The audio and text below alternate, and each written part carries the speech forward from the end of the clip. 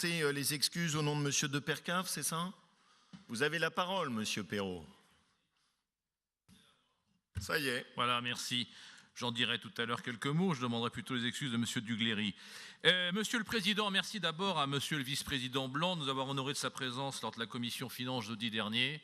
C'est vrai que c'est nettement mieux quand il est là, n'est-ce pas, Monsieur Kovacs? Monsieur le Président, vous avez donné une interview dans Les Échos le 1er avril 2016, qui m'a d'ailleurs beaucoup intéressé, et vous avez dit une phrase, je vous cite, « La crise du politique, c'est avant tout une crise de l'efficacité. » Non, Monsieur le Président, vous vous trompez. La crise du politique, c'est avant tout une crise de la volonté et du courage. De ce courage et de cette volonté qui furent totalement absents 40 ans durant chez vos amis de la droite française en général et de la droite régionale en particulier. Et vous le savez vous-même très bien, si vous ne le dites pas. La preuve d'ailleurs, vous nous l'administrez avec ce budget primitif 2017, car là, vraiment, vous secouez le cocotier. C'est vrai que lorsqu'on compare 2015 et 2017, 2017 neutralisé des effets de la loi NOTRe et de la compétence transférée, on a pratiquement un budget constant autour de 3 milliards 100 millions d'euros, 3 milliards 157, 3 milliards 100 en 2017. Les dépenses de réel de fonctionnement, elles, baissent de 150 millions d'euros, c'est votre annonce, et les dépenses d'investissement sont inscrites à plus 140 millions d'euros. L'épargne brute, elle, augmente de 170 millions d'euros.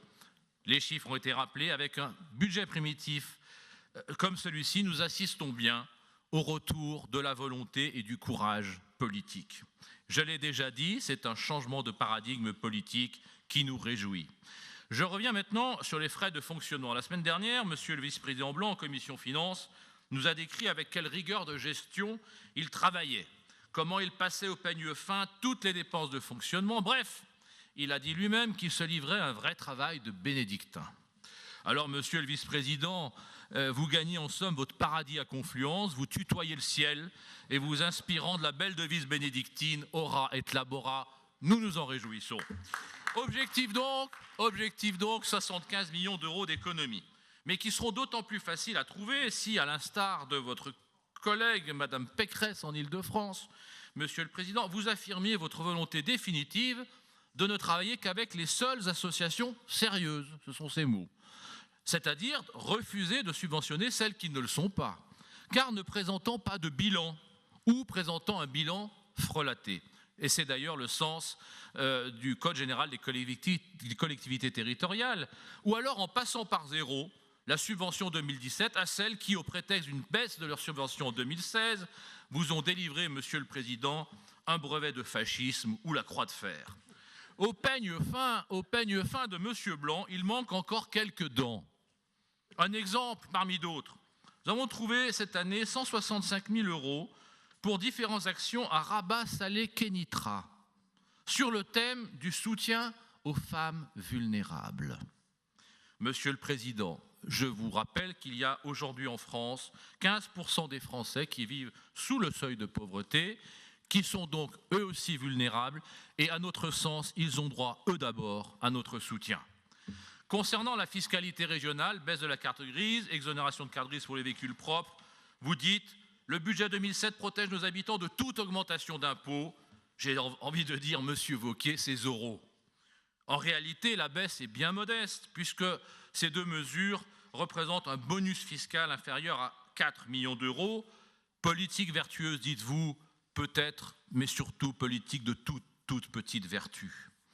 L'autre impôt régional, en revanche, et c'est plus grave, c'est la TICPE, que j'appelle, moi, raquette à la pompe à essence, car lui, il ne baisse pas. Vous maintenez pour 2017 et pour cette deuxième année cette taxe au taux maximum.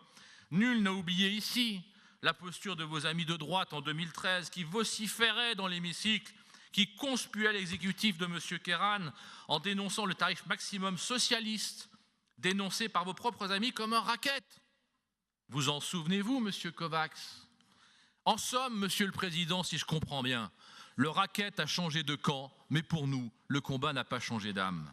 Concernant l'investissement à 980 millions d'euros, sur ce montant, nous vous suivons d'autant plus que vous ne parlez pas de préférence régionale, mais vous affichez la terminologie édulcorée de valorisation de l'achat local. Madame Kuckerman vous a comparé à Diafoirus, le médecin de Molière. Pour nous, vous êtes plutôt Monsieur Jourdain. Vous savez, il faisait de la prose sans savoir. Vous faites du Front National sans oser le dire. Mais l'essentiel, c'est que cela soit fait. Nous vous suivons aussi dans votre volonté de renforcer la sécurité. Nous vous suivons d'autant plus que là aussi, c'est bien le Front National qui vous a montré le chemin et depuis longtemps, et même sous les colibets de certains qui aujourd'hui vous entourent. L'assiette au beurre, Monsieur le Président. Sur cette politique de la sécurité, je vous pose une question simple. Qui suit qui, Monsieur le Président? Est-ce qu'un jour au moins, vous aurez la franchise et la décence de nous reconnaître le bénéfice de l'antériorité? Sur d'autres projets d'investissement, nous sommes contre. La 45, le Lyon-Turin, c'est non, non et encore non. Pour conclure, Monsieur le Président, dans ce budget primitif, il y a du bon, il y a du moins bon et il y a encore du mauvais. Mais il y a surtout la révélation que c'est bien le Front National qui rythme désormais le tempo de la vie politique française. Et M. Ducléry n'a rien dit d'autre. Il nous a rendu cet hommage à son corps défendant, car nous sommes tout simplement le centre de gravité de la vie politique française. J'ai acquis la certitude que sans le Front National, Monsieur le Président, sans la force qu'il représente aujourd'hui, sans la demande de nos compatriotes, vous n'existeriez pas tout simplement. Vous existeriez, mais vous ne seriez finalement qu'un camelot de plus à fourguer à nos compatriotes une politique frelatée avec des budgets faisandés. Pour autant, ce budget primitif est-il le plan miracle annoncé?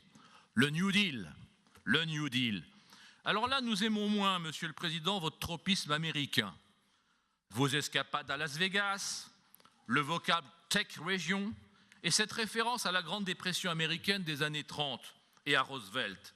Ah, mais je pense à savoir pourquoi, parce que Roosevelt a été l'homme du New Deal et il fut le seul président des États-Unis à avoir été réélu 3 fois. C'est peut-être une explication. En somme, après la transcendance bénédictine du vice-président blanc, après vous êtes vous-même présenté en Zorro protecteur du contribuable régional, puis nous êtes apparu en Monsieur Jourdain qui fait du Front National sans oser le dire. Faut-il désormais, Monsieur le Président, que par la grâce de ce New Deal, nous vous appelions désormais à l'initiale de votre patronyme, Mr. W. Du bon, du moins bon et du mauvais. Ce budget primitif ne rejoint pas encore ce qui est nécessaire pour notre région. Vous faites déjà un petit bout de chemin, pas suffisamment. Nous voterons donc contre. Merci. Merci, Monsieur Perrault. Je dois avouer